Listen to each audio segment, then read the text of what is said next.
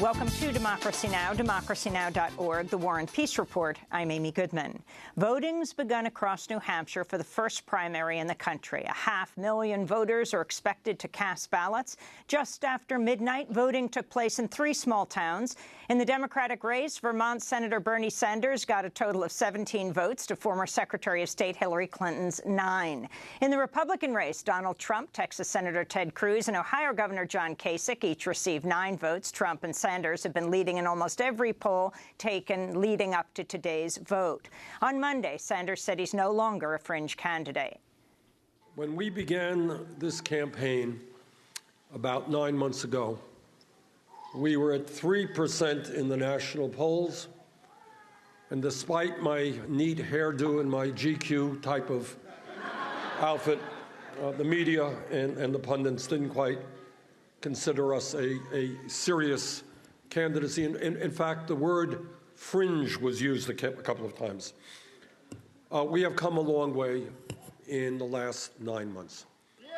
Meanwhile, a new analysis by Politico finds the top 100 biggest donors of the 2016 campaign spent a total of $195 million. That's more than the $155 million spent by the 2 million smallest donors combined.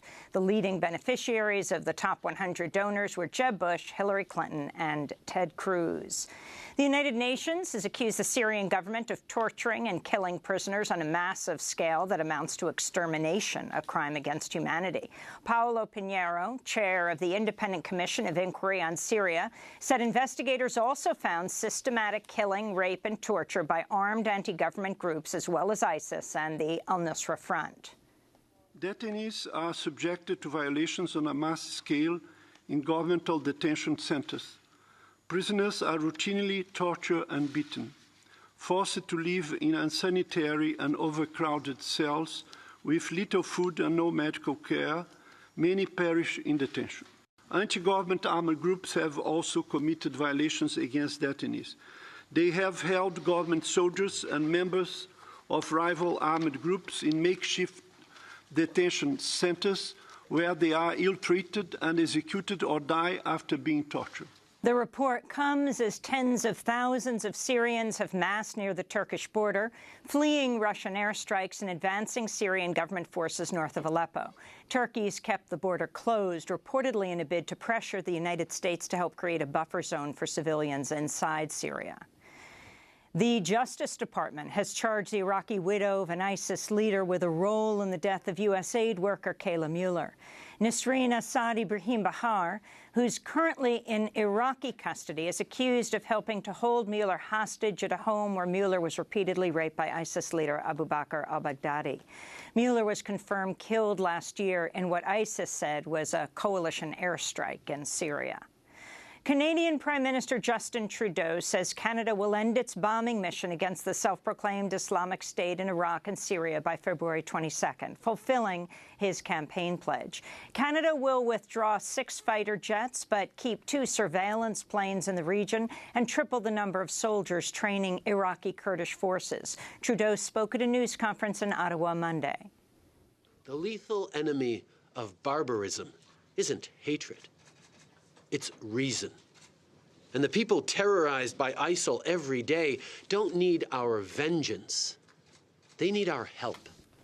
In Mexico, a crime reporter has been abducted from her home by armed men in the eastern state of Veracruz. Anabel Flores Salazar, who works for the newspaper El Sol del Orizaba, was kidnapped early Monday. The Committee to Protect Journalists says Veracruz is among the most dangerous areas in the world for journalists. In London, hundreds of people gathered for a candlelit vigil outside Holloway Prison, where a black woman with mental health problems died last month. The Guardian reports Sarah Reid wrote to her family to say she was sexually assaulted while receiving treatment at a secure mental health unit. She was charged with grievous bodily harm for fighting back against her alleged assailant and taken to prison, where she was later found dead. Prison staff said she strangled herself. Years ago, Reid had previously been beaten by a police constable in an attack shown on security camera footage. She was buried in a private ceremony.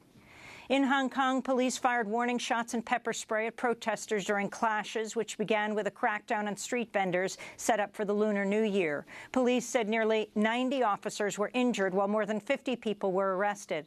The clashes were the most intense since pro-democracy protests demanding free elections in 2014. Here in New York City, public schools closed Monday to honor the Lunar New Year. It's the first time New York City schools have closed to celebrate the holiday.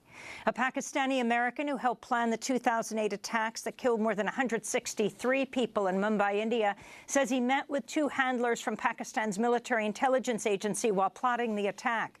India has long sought to establish a link between the attacks and the Pakistani government. David Headley, who's serving a 35-year sentence in the United States, spoke to an Indian court by teleconference. Headley went to Pakistan in 2002 as a U.S. drug informant. U.S. officials ignored repeated warnings about his suspected terrorist activity. In the latest sign of the revolving door between the U.S. government and Wall Street, former Treasury Secretary Timothy Geithner has secured a personal line of credit from JPMorgan Chase, one of the banks he was previously charged with overseeing, in order to help fund his new endeavors in private equity. Geithner is reportedly borrowing the money to invest in a $12 billion fund being raised by his current employer, the private equity firm Warburg Pincus. And an American actor and designer who follows the Sikh religion says he was barred from boarding a flight in Mexico City after refusing to remove his turban. Waris Aluwalia said an Aeromexico security official told him he could not board any of the airline flights unless he removed his turban for a security check. The Sikh coalition also demanded an apology and awareness training. And those are some of the headlines. This is Democracy Now!, democracynow.org, The War and Peace Report. I'm Amy Goodman. And